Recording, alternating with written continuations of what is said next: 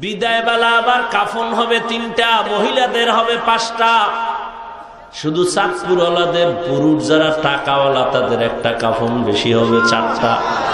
হ্যাঁ, যত গাঙ্গের নদীর পানি খাও আর যত বড় মাস্তান হও, তুই মরলেও তোর 3 কাফন, রিক্সার ড্রাইভারও মরলে 3 কাফন। কালার হবে আলাদা। তাবলিগওয়ালাদের কাফনের কালার একরকম, যারা পীরের মুরিদ তাদের কাফনের কালার আর এক রকম। কালার কি এক? কালার কি কি কালার? লাল সবারটা। তাহলে তোমরা সবুজ আর সাদা নিয়ে কিলাকিলি করো কেন? দেখছেননি? কয় ভাই দাওয়াত, আলহামদুলিল্লাহ। কয় আপনার বাড়ি? কয় নওজুবিল্লাহ। মরণকালে কাফনের কালার সবার হবে সাদা। কে ধনী, কে গরিব, কে আলেম, কে মূর্খ, কে ইমাম, কে মুক্তাদি, কে ডাক্তার, কে রোগী, কে কওমি, কে আলিয়া, কে চরমনাই, কে উজানি, ভেদাভেদ আছে। সবার বেলায় কাফনের সংখ্যা এক, কালার এক। এরপরও কেন মরার আগে কালার নিয়ে এত ঝগড়া, এত কিলাকিলি? কে কালো দিল, কে সবুজ দিল, এ নিয়ে ঝগড়া আছে না নাই? যেটিতে ঝগড়া করে পৃথিবীর নিকৃষ্ট মূর্খরা। আল্লাহ হেদায়েত দান করুন। কবরের সাইজও হবে এক, শুধু চাঁদপুরওয়ালাদের কবর এক হাত বড় হবে। কবরের মধ্যে রাখার পর প্রশ্ন 3টা, তাও রবের পরিচয় দাও, ধর্মের পরিচয় দাও, রাহমাতুল লিল আলামিনের পরিচয় দাও। আল্লাহ বলেন, হে মুমিন তোমরা আমাকে ভয় করো, তাকওয়া অর্জন করো। ওয়ালতানজুর নাফসুম মা কদ্দামাত লিগাদ। এবং তোমরা খুব জরুরি খেয়াল করো তোমার সামনের জীবনের জন্য তুমি কি অর্জন করেছো। ওয়াত্তাকুল্লাহ। আল্লাহ আবার বলেন আমাকে ভয় করো। ইন্নাল্লাহা খাবীরুম বিমা তা'মালুন। তোমরা যা করো এ বিষয়ে নিশ্চয়ই আল্লাহ অগ্রিম জানেন। নবীজি বলেন, আদ-দুনিয়া সিজনুল মুমিন ওয়া জান্নাতুল কাফির। মুমিনের জন্য দুনিয়াটা জেলখানার মতো, বেঈমানের জন্য শান্তির স্থান বালাখানার মতো। দুনিয়াটাকে মুমিনদের সাথে আল্লাহর রাসূল জেলখানার তুলনা দিলেন কেন? জেলখানায় যেমন কোনো মানুষ, বিবেকবান মানুষ, সুস্থ মানুষ জেলখানায় ঢুকতে চায় না, ঠিক যারা আল্লাহর প্রিয় মুমিন এরা দুনিয়া নামক জেলখানায় থাকার জন্য পাগল থাকবে না। সে সব সময় চাইবে আমার আসল বাড়ি আমি কখন যাব। জেলখানায় কেউ ঢুকার পরে তার স্বাধীনতা যেমন থাকে না, ক্ষুধা আছে চাইলেই খানা পাবে না, পা আছে চাইলেই কোনো দিকে যেতে পারবে না, মন চাইলেই ঘুমাতে পারবে না, ঠিক যারা দুনিয়া নামক জেলখানায় আল্লাহর প্রিয় বান্দা হয়ে থাকবে মুমিন, এরাও স্বাধীনভাবে চলতে পারবে না। মন চাইলেই খানা খেতে পারবে না। একজন মুমিন খানা খাওয়ার আগে চিন্তা করবে খানাটা আমার জন্য হালাল না হারাম।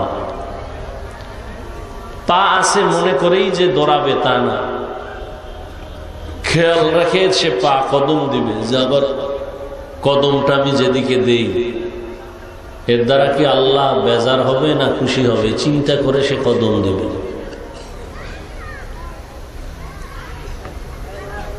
তাহলে মুমিনের জন্য দুনিয়াটা জেলখানা, এক অশান্তির বেড়াজাল। বেঈমানের জন্য দুনিয়াটা বালাখানা, শান্তির জায়গা। যত কষ্ট সাময়িক মুমিন দুনিয়ায় পাবে, পরকাল জীবনে তার শান্তি শুরু হবে, শেষ হবে না। যত শান্তি বেঈমান দুনিয়ায় পাবে, পরকাল জীবনে তার কষ্ট শুরু হবে, শেষ হবে না। দুনিয়ায় শান্তি, পরকালে কষ্ট। বেঈমানের জন্য দুনিয়ায় কষ্ট, পরকালে শান্তি মুমিনের জন্য। কেউ যদি বলে যে আমি দুনিয়ার শান্তি চাই, আখেরাতের চাই না, সে এখনো সিদ্ধান্ত নিতে পারবে। যে দুনিয়া চাইবে আল্লাহ তাকে দুনিয়াই দিবেন। মান কানা ইউরিদুল আজিলাতা আজ্জালনা লাহু ফিহা মা নাশাউ লিমান নুরিদ সুম্মা জাআলনা লাহু জাহান্নাম ইয়াসলাহা মাযমুমান মাদহুরা। যে দুনিয়ার জন্য আশা করে আল্লাহ বলেন আমি তাকে দ্রুত দুনিয়া দিয়ে দেই, পরকাল জীবন তার জন্য ভয়ঙ্কর শাস্তির ব্যবস্থা জাহান্নাম।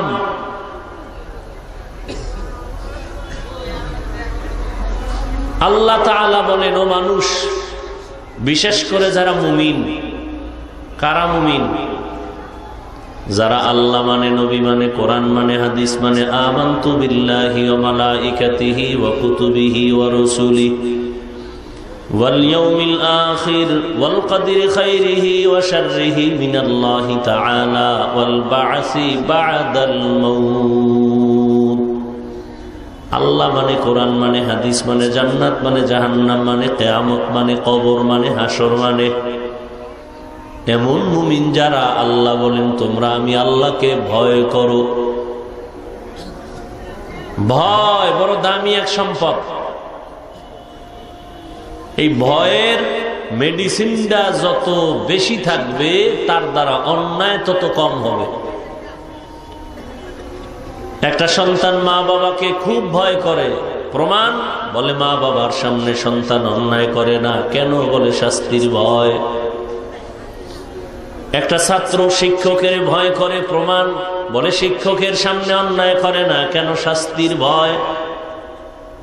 ঠিক এই দুনিয়ায় যেই মুমিন আমার আল্লাহকে ভয় করার মতো ভয় করবেন, ওই বান্দা গলায় ছুরি লাগাবে, দাড়ির মধ্যে অস্ত্র লাগাবে না। কেন? বলে জাহান্নামের আগুনের ভয়। এখানে যারা সবাই মুসলমান মুমিন, সবাই আপনারা আল্লাহ মানেন, নবী মানেন, কোরআন মানেন, হাদিস মানেন, কিয়ামত বিশ্বাস করেন, আখিরাত বিশ্বাস করেন, জান্নাত বিশ্বাস করেন, জাহান্নাম বিশ্বাস করেন, করেন না? তা তো আপনাদের বয়ান করার কোনো কারণ নেই। দাওয়াত দিয়ে আমার আনছেন কেন? আমি এই সময়টা হিন্দুদের মন্দিরে গিয়ে বয়ান করতাম, খ্রিস্টানদের পাড়ায় গিয়ে বয়ান করলে না ফায়দা বেশি, কারণ ওরা আল্লাহ চিনে না, নবী চিনে না, কোরআন চিনে না, ইসলাম চিনে না। ওদেরকে না বুঝাবো আল্লাহকে, নবীকে, কোরআন কি, হাদিস কি, জান্নাত কি, জাহান্নাম কি, কিয়ামত কি। আপনারা তো সব জানেন, আমাদের থেকে বেশি জানেন। কি আপনারা হুজুরদের থেকে কি কথা বলেন? বেশি জানেন, কম জানেন না। বেশি না জানলে কি হুজুরগো ভুল ধরেননি? মহাপণ্ডিত দেখেই তো হুজুরগো ভুল ধরেন। ভুল ধরতে ধরতে ধরতে ধরতে এবার বিল্ডিং থুয়ে জঙ্গলে ঘুমার লাগে, এত বড় পণ্ডিত। আল্লাহ হেদায়েত না দিলে উপায় কি? মরাডারে মারো কেন, খায় লড়ে কেন? তো আপনারা আল্লাহ মানেন, নবী মানেন, কোরআন হাদিস মানেন, আপনাদের বয়ান করব কেন? অথচ কপাল এত খারাপ যে আপনাদের পিছনে তালি দিতে দিতে 12 মাস শেষ। ফজরের পরে বয়ান, জোহরের পরে বয়ান, মাগরিবের পরে বয়ান, ইশার পরে বয়ান, সারা দিন বয়ান, সারা রাত বয়ান। কিসের রৌদ্র আর বৃষ্টি চলছে সারা বছর। খালি আমি একা, হাজার হাজার আলেম ওলামারা আপনাদের পেছনে সময় দেয়। দাওয়াত ও তাবলীগের মেহনত চলে, পীর মাশায়েখের মেহনত চলে, বক্তাদের মেহনত, জুমার দিন ইমাম খতিবের মেহনত। এরপরেও বান্দার আমল নামা শূন্য কেন? নামাজ নাই কেন? টুপি নেই কেন? দাড়ি নেই কেন? হালাল নাই কেন? মসজিদ খালি কেন? বলেন কারণ কি? এত বয়ান, দাওয়াত ও তাবলীগের বয়ান, পীর মাশায়েখের বয়ান, উলামায়ে কেরামের বয়ান, বক্তাদের বয়ান, জুমার খতিবের বয়ান। এরপরেও কেন আপনার মাথায় টুপি নাই, নামাজ নাই, দাড়ি নাই, পর্দা নাই, হালাল হারামের ভেদাভেদ নাই? কারণটা কি? কারণ একটাই, আল্লাহর আযাবের ভয় অন্তরে নাই। কি ঠিক না? আপনার আল্লাহ আমার আল্লাহ দুই না এক? কথা যা বলতেছেন, বললাম না আমাদের থেকে আপনারা বড় পণ্ডিত।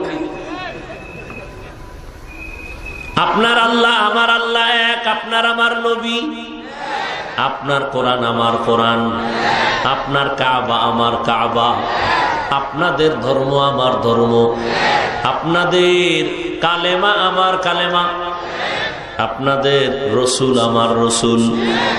এক দুনিয়াতে আসছি সিস্টেমও না। আপনারা দুনিয়াতে আসার সময় লুঙ্গি পরে আসছিলেন। দুনিয়াতে সব একই হালাত। বিদায় বেলা আবার কাফন হবে 3টা, মহিলাদের হবে 5টা। শুধু চাঁদপুরওয়ালাদের পুরুষ যারা টাকাওয়ালা তাদের একটা কাফন বেশি হবে 4টা। হ্যাঁ, যত গাঙ্গের নদীর পানি খাও আর যত বড় মাস্তান হও, তুই মরলেও তোর 3 কাফন। রিক্সার ড্রাইভারও মরলে 3 কাফন। কালার হবে আলাদা। তাবলিগওয়ালাদের কাফনের কালার একরকম, যারা পীরের মুরিদ তাদের কাফনের কালার আর একরকম। কালার কি এক? কালার কি? কি কালার? লাল সবারটা। তাহলে তোমরা সবুজ আর সাদা নিয়ে কিলাকিলি করো কেন? দেখছেন নি? কয় ভাই দাওয়াত, আলহামদুলিল্লাহ। কয় আপনার বাড়ি? কয় নউজুবিল্লাহ। মরণকালে কাফনের কালার সবার হবে সাদা। কে ধনী, কে গরিব, কে আলেম, কে মূর্খ, কে ইমাম, কে মুক্তাদি, কে ডাক্তার, কে রোগী, কে কওমি, কে আলিয়া, কে চরমনাই, কে উজানি, ভেদাভেদ আছে। সবার বেলায় কাফনের সংখ্যা এক, কালার এক। এরপরও কেন মরার আগে কালার নিয়ে এত ঝগড়া, এত কিলাকিলি? কে কালো দিল, কে সবুজ দিল, এ নিয়ে ঝগড়া আছে না নাই? যেটিতে ঝগড়া করে পৃথিবীর নিকৃষ্ট মূর্খরা। আল্লাহ হেদায়েত দান করুন। কবরের সাইজও হবে এক, শুধু চাঁদপুরওয়ালাদের কবর 1 হাত বড় হবে। কবরের মধ্যে রাখার পর প্রশ্ন 3টা, তাও রবের পরিচয় দাও, ধর্মের পরিচয় দাও, রাহমাতুল লিল আলামিনের পরিচয় দাও। তাহলে আল্লাহ এক, নবী এক, কোরআন এক, কাবা এক, ধর্ম এক, কালেমা এক, সব এক।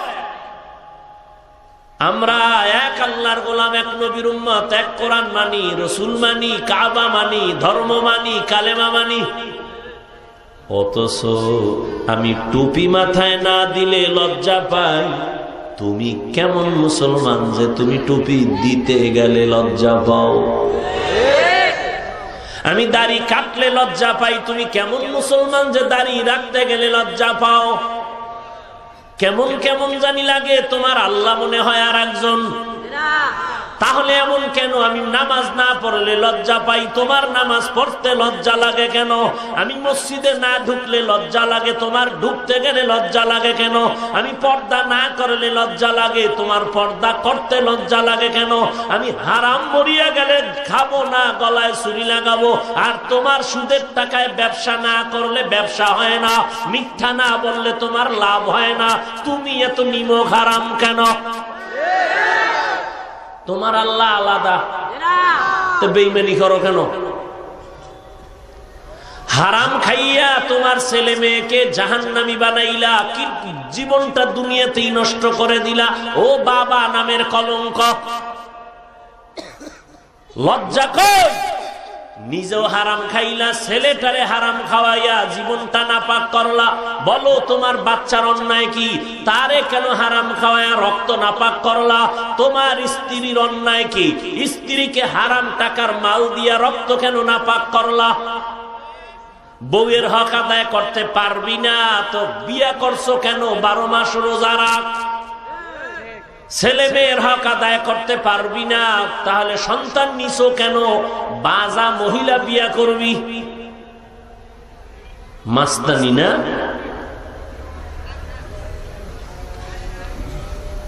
সন্তানের কোন অন্যায় নাই, হারাম টাকা খাওয়াইছো কেন সন্তানকে? কে এই অধিকার দিছে তোমাকে?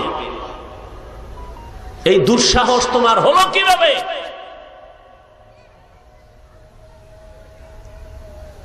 লিখে রাখো, ওই সন্তান জুতা পেটা করবে তোমাকে, রেডি থাকো। হারাম খাওয়াইয়া সন্তানের বড় বানাবা, লিখে রাখবা ওই সন্তান মা বাবার কোনোদিন কল্যাণ করবে না। ভালো ডি করতে চায় না, আর হারাম খোরেরা করবে, এত সোজা। এরপরে মোবাইলের সার্টিফিকেট দিয়ে দিছো, সারা রাত বাবা জিনা কর রুমের দরজা লাগায়া, সারা রাত জিনা, চোখের জিনা, কানের জিনা, জবানের জিনা, অন্তরের জিনা। মাইয়া এক রুমে আছে, সে ওই আকামে সারা রাত কাটে, ছেলের রুমে ওই আকাম চলে, মা বাবা থাকে তারাও ওই মোবাইলে জেনা করে। যেই আকাম চলে ঘরে ঘরে, মনে হয় রাতের গভীরে ঘুমের মধ্যে ঠাডা বইরে কয়ডারে মারা দরকার, না হয় ঘুমের থেকে উঠা দেখতো চেহারাটা কুত্তা হয়ে গেছে, শুকার হয়ে গেছে। হলো না কেন? ঠাডা পরে না কেন? মুহাম্মদের উম্মত হওয়ার কারণে। কিন্তু চিনলা না সে নবীকে, কেমন মায়া। আল্লাহ হেদায়েত দান করুন। ইয়া আইয়ুহাল্লাযীনা আমানুত্তাকুল্লাহা ওয়াল তানজুর নাফসুম মা কদ্দামাত লিগাদিন ওয়াত্তাকুল্লাহ ইন্নাল্লাহা খাবীরুম বিমা তা'মালুন। আল্লাহ তাআলা বলেন, তুমি যেই জীবনে আছো এই জীবনটার কোনো মূল্যই নাই। তুমি যেই দুনিয়াতে আছো দুনিয়ার কোনো মূল্য নাই। আল্লাহর কাছে একটা মশার দাম আছে, কিন্তু দুনিয়ার কোনো দাম নাই। তোমার এই জীবন তো কোনো দাম নাই, জীবনের কোনো ভ্যালু নাই, গ্যারান্টি নাই। তোমার আমার জীবনে কত কল্পনা, বড় হব, বিয়া করবা, চাকরি করবা, বিল্ডিং করবা, কত কল্পনা। গ্যারান্টি আসেনি তোমার কল্পনার 6 বছর? 6 বছরের গ্যারান্টি? 6 মাস, 6 দিন, 6 ঘন্টা, 1 সেকেন্ডেরও কোনো কি নাই? একটু বিশ্বাস নাই, কিন্তু পাগলের মতো দৌড়াচ্ছ দুনিয়ার পেছনে। কেমন দৌড়াও? উদাহরণটা আমি এভাবে দেই। সকাল 9টার সময় বা 10টায় বাবা ছেলেকে ডাক দিয়ে কয়, তাড়াতাড়ি মহামায়া বাজারে যা। কেন? টাকা নিয়ে যা, দুপুর বেলা বাসায় মেহমান আসবে, চাল ডাল তরকারি মাছ কিনে নিয়ে আবি। ছেলে টাকা পাইয়া খুশি, 4 দেয়ালের বাইরে গেছে, মনটা ফ্রেশ। মহামায়া বাজারে যায় না কখনো, আজকে নতুন টাকা পাইয়া বাজারে গিয়ে দেখে, হায় হায় এত সুন্দর বাজার, লাল নীল বাতি জ্বলে, আজীব কারবার। আর এক জায়গায় তাকায় দেখে মেয়েদের নাচ গান চলে, ওখানে গিয়া দাঁড়ায় এমন মজা পাইছে।